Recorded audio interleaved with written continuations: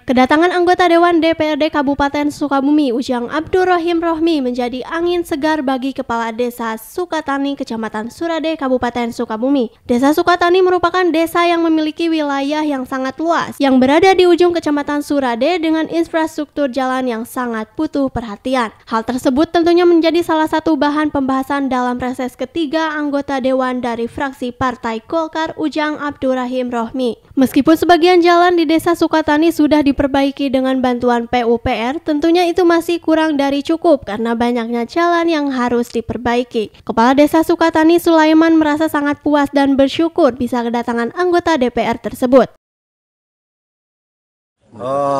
Atas kehadiran atau reses Pak Dewan hari ini, alhamdulillah sangat antusias disambut oleh masyarakat dengan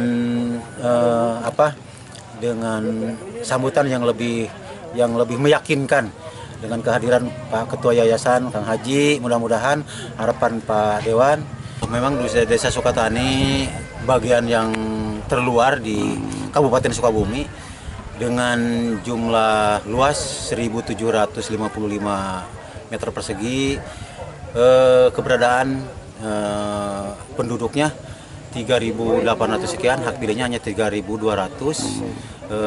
kakaknya 1.100. Kemudian infrastruktur yang paling dominan yang sering digunakan oleh masyarakat adalah panjang jalan lingkungannya adalah 43 kilo jalan lingkungan, jalan kabupatennya ada 8 kilo 300. Alhamdulillah jalan kabupaten hari ini mulai ada penanganan, sementara jalan desa yang 43 kilo itu baru digarap mungkin hanya 20%, jadi sisanya masih terbengkalai dengan anggaran yang terbatas. Kemungkinan Sukatani akan lebih terpuruk ke depan. Mudah-mudahan tahun depan bisa menambah dengan kehadiran Pak Dewan. Alhamdulillah antusias dan semangat saya sebagai kepala desa didukung oleh masyarakat. Dari Kecamatan Surade, Kabupaten Sukabumi, Indra Sopyan melaporkan.